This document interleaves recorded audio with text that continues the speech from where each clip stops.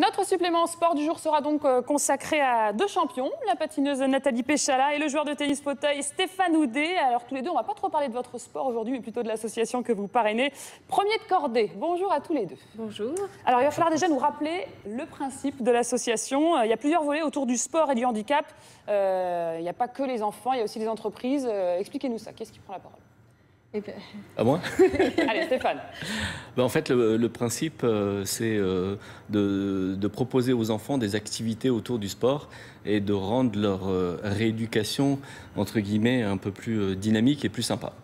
Alors, il y a de nombreux parrains sportifs qui soutiennent cette cause. Le footballeur Bakary Sagna, je ne les cite pas tous parce qu'il y en a beaucoup, mais entre autres le rugbyman Maxime Médard, le handballeur Thierry Omeyer. Pourquoi c'est une cause qui vous a touché, vous par exemple, Nathalie Péchala? Vous êtes une jeune recrue, je crois, au niveau des marraines. Ouais, moi j'ai rejoint l'association il y a un mois justement parce que je suis arrivée à un point où j'ai envie de rendre ce qu'on m'a donné pendant toutes ces années de sport de haut niveau. Ça fait 6 ans que j'étais expatriée, donc j'ai pas pu le faire. Donc là, je suis contente qu'on m'ait proposé ça. C'est beaucoup de bonheur partagé et puis on a l'impression de quelque part les aider et de nous aider nous-mêmes puisque ça fait du bien de voir des enfants heureux. C'est notre domaine, on fait du sport. Donc voilà, c'est vrai, on a de la chance d'être en bonne santé, donc on a envie de partager.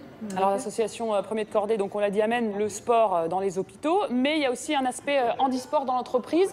Vous, Stéphane, qui vivez au quotidien, est-ce que vous voyez qu'il y a encore des freins à la pratique du sport quand on souffre de handicap? Est-ce qu'il y a encore des tabous? De moins en moins, grâce à ce genre d'initiative. C'est vrai qu'hier, en se retrouvant en plus au Stade de France, on a eu la chance de rencontrer des gens qui travaillaient directement sur l'accessibilité et qui sont, je pense, de vrais moteurs pour la suite. Et je pense qu'on va vivre de beaux jours. Ça progresse. Alors en ce qui concerne les interventions dans les hôpitaux, l'association propose 8 à 10 initiations à peu près chaque mois dans tous les hôpitaux de France. Mais cette semaine, c'était un petit peu particulier. C'est la semaine, du sport à l'hôpital, pardon. 5 jours d'animation dans tous les hôpitaux. Concrètement, comment ça se passe? On n'amène pas juste une raquette ou un accessoire dans l'hôpital. C'est vraiment un vrai terrain de sport l'hôpital est transformé en un vrai terrain. C'est du lourd.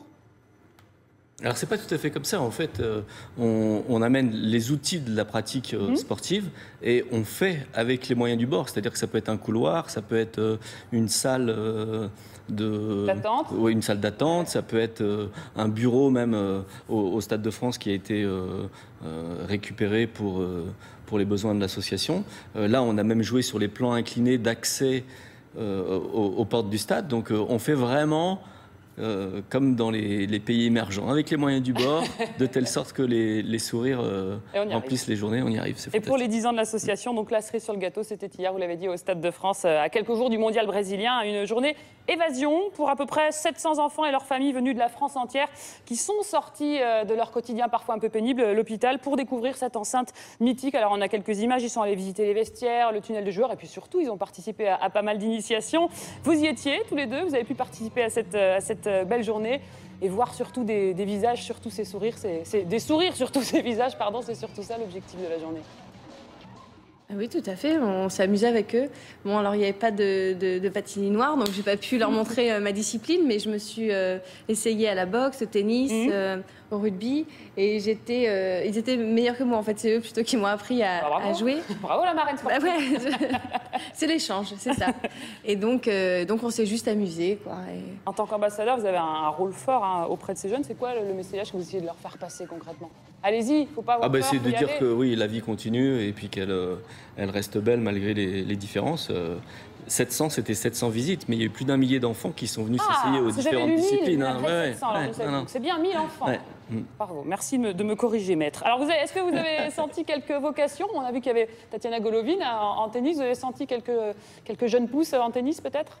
Ce qui est incroyable, et on en discutait dans le couloir juste avant, c'est de voir que ces enfants n'ont pas de frein et parfois sont même plus demandeurs que si on avait proposé la même chose dans un collège. Donc on n'a pas uniquement des sourires, mais on a des volontés et puis ça dure plus longtemps. Je pense que le plaisir dure toute la journée avec eux. Alors c'est quoi vos arguments chocs pour convaincre tous ces enfants ou les entreprises de pratiquer le sport même quand on souffre parfois? Quelles sont les phrases clés dont vous vous êtes servi peut-être hier?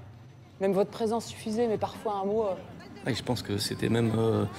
ils étaient directement demandeurs, donc il n'y a pas eu à convaincre les enfants. Ils venaient nous voir et c'est tout juste si on n'avait pas assez de cours, assez de place, et puis peut-être que l'an prochain, une patinoire sur, sur la pelouse. Avec Nathalie. Vous avez fait passer le message aux organisateurs? Non, pas de pression, pas de pression, il n'y a pas de souci. Mais non, au contraire, moi, ça m'amuse beaucoup de faire aussi autre chose. Et j'ai vraiment l'impression d'être sur le même pied d'égalité qu'eux. Je suis là pour m'amuser, je ne suis pas là pour performer. Et c'est ça qui est important avec ces enfants. Nous, on côtoie beaucoup de jeunes qui ont envie d'être des champions. Et ça fait du bien de revenir à la base, juste l'amour du sport, le plaisir, se dépenser. Et c'était ce qui était intéressant hier. Et je vous propose maintenant d'écouter justement quelques-uns des jeunes chanceux qui ont bravé la pluie hier pour faire du sport au Stade de France. Écoutez. Je m'amuse, je prends beaucoup de plaisir à m'amuser, je rencontre des gens que je connais pas.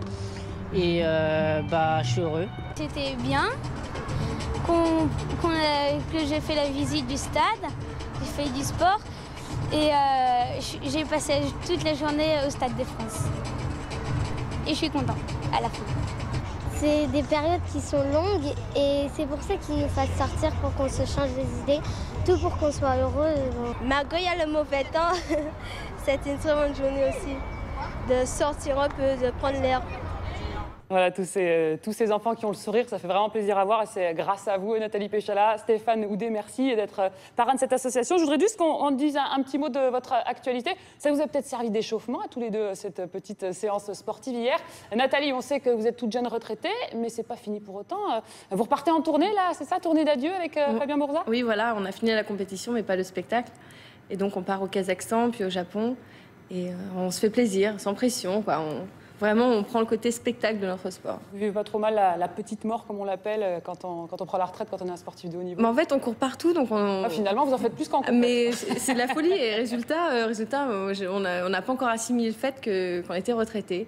Sauf que lui est aux États-Unis, moi je suis en France pour le moment. Donc. Bon, on suivra cette tournée avec attention. Et puis Stéphane Houdet, là, c'est la vraie compétition qui arrive, c'est Roland-Garros. On rappelle que vous êtes double tenant du titre, Stéphane, c'est vraiment votre compétition. Ça commence quand pour vous? Ça commence dimanche Mercredi, enfin samedi, il y a la journée des enfants. Oui.